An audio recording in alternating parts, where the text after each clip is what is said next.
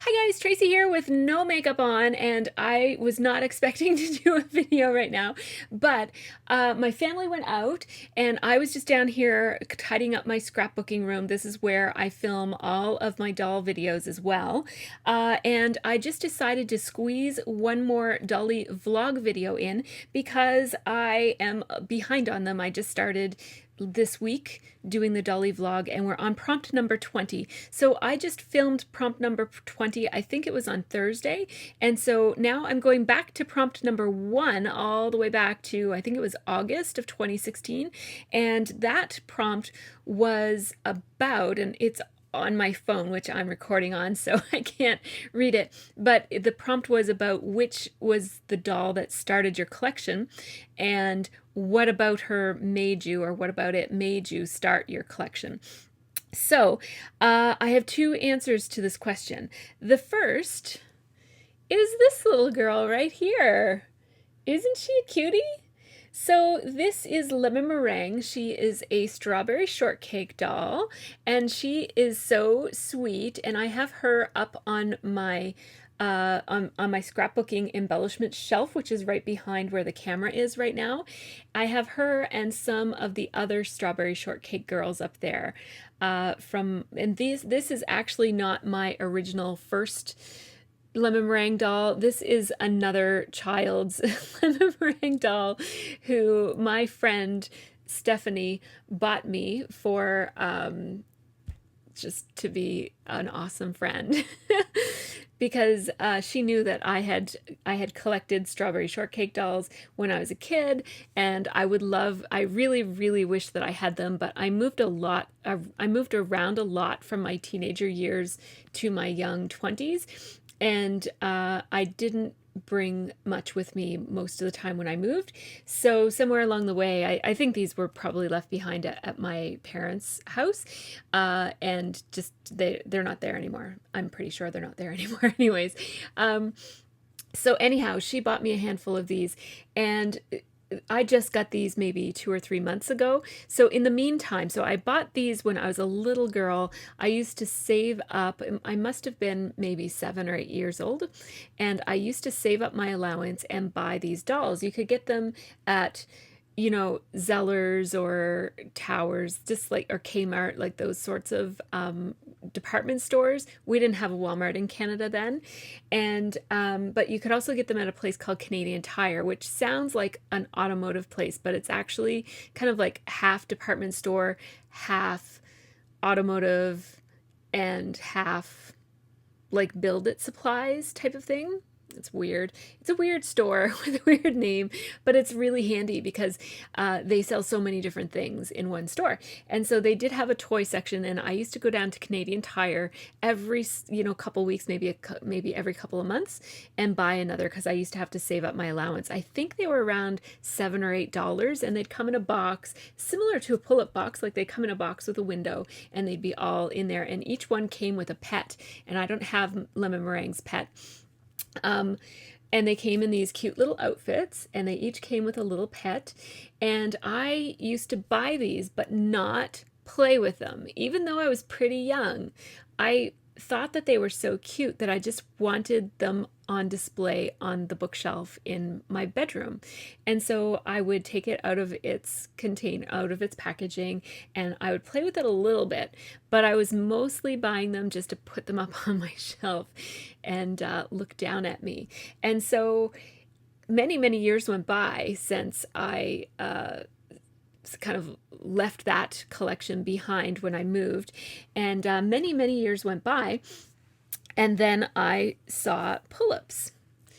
I saw them online, and this is my very first pull-up doll. She is a pull-up Io, or Io, I don't know how you pronounce her name, but she is pull-up Io, and I've renamed her Suzette. Isn't she gorgeous? She's just so pretty. I love Suzette. She's probably one of my favorite dolls. And when I saw pull-ups, it wasn't necessarily this pull-up, but I saw them online, and I thought, oh, they're so pretty. I would so love to have one of those. And I kind of looked into it and looked them up, and I found some forums, and I found a lot of Flickr pictures of pull-ups, and I really, really fell in love with them, but it was hard for me to take the plunge into doll collecting. I already have a pretty big hobby. As you guys can tell, I'm pretty set up here for scrapbooking. And I have a YouTube channel that is really, really busy. So lately I've been unwell, so I haven't been posting quite as much, but usually I post, 3 or 4 videos per week. Plus I have a full-time job besides that. And so I didn't know if I had time for another hobby. And also, I mean, they're not really cheap. And I had a feeling that if I got one, I would probably end up getting a couple more. So I didn't really want to take the plunge, or I wanted to take the plunge, but I was reluctant to take the plunge. So a couple of months went by, and I was at my friend Stephanie's. She's also a scrapbooker, and she's the person who got me these little cuties. I was at her place, and we were scrapbooking together, and I don't even know how the topic of dolls came up, but we were each sort of, I guess, confessing our love of dolls. And she had her eyes on Blythe dolls, and I had my eyes on pull-up dolls. And when she told me that she was thinking about getting a Blythe doll, and she told me that she was reluctant because they're a lot of money and we're grown-ups, and like, do we buy dolls? I don't know. Is that a thing? So when she told me that she was interested in buying a Blythe doll, I said, you should totally buy a Blythe doll. Why haven't you already? And she found out that I wanted pull-up dolls, and she said, you should totally buy pull-up dolls. Why haven't you already? So after we were finished scrapbooking and I was leaving, we both sort of promised each other that it was okay to buy dolls, even though we were grown-ups, and that we should both just go and get a doll that we really liked. We're grown-ups, we work hard for our money, and if we want to buy a doll, we should just go ahead and buy a doll. Like, it shouldn't matter, right? So that's my story about how I got my first pull-up doll. It was really Stephanie who empowered me, and I think we both kind of just realized just how silly we were both being all along. Like, it's so nice that we ended up talking to each other about it, because we were both being really silly in our own heads. Like, it seemed like, oh, that's just a silly thing to do. But as soon as we both said it out loud, it's like we both validated each other's experience and made it okay to just go ahead and do what we had wanted to do in the first place.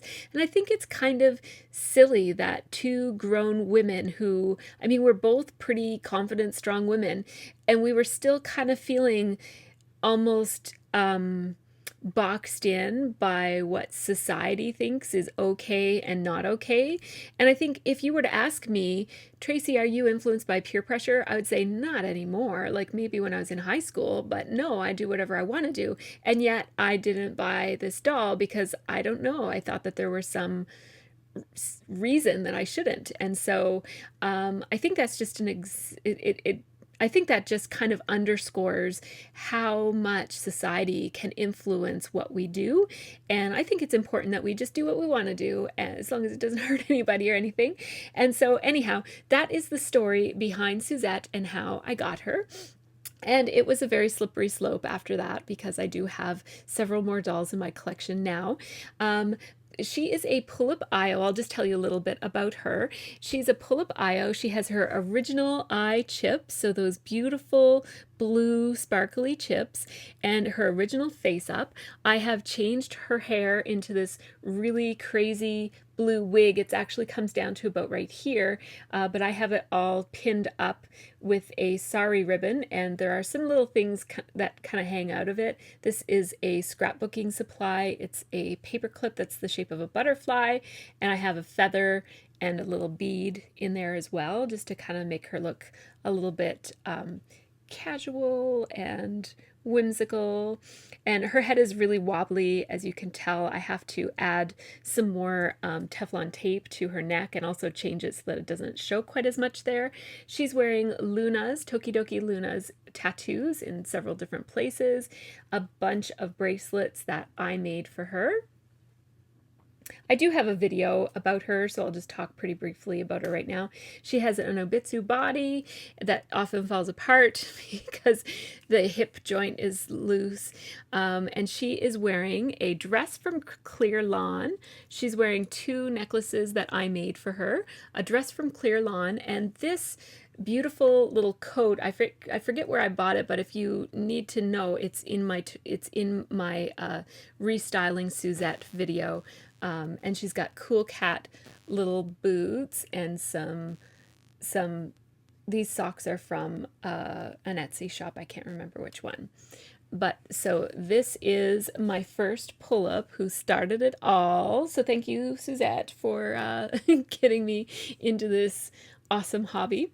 So thanks so much for watching, and I'd love to hear which doll got you started in the hobby, and if you have a story behind how you started, I'd love to hear that too. If you make videos, feel free to join the Dolly vlog hop that's going on, and have a really great Dolly week!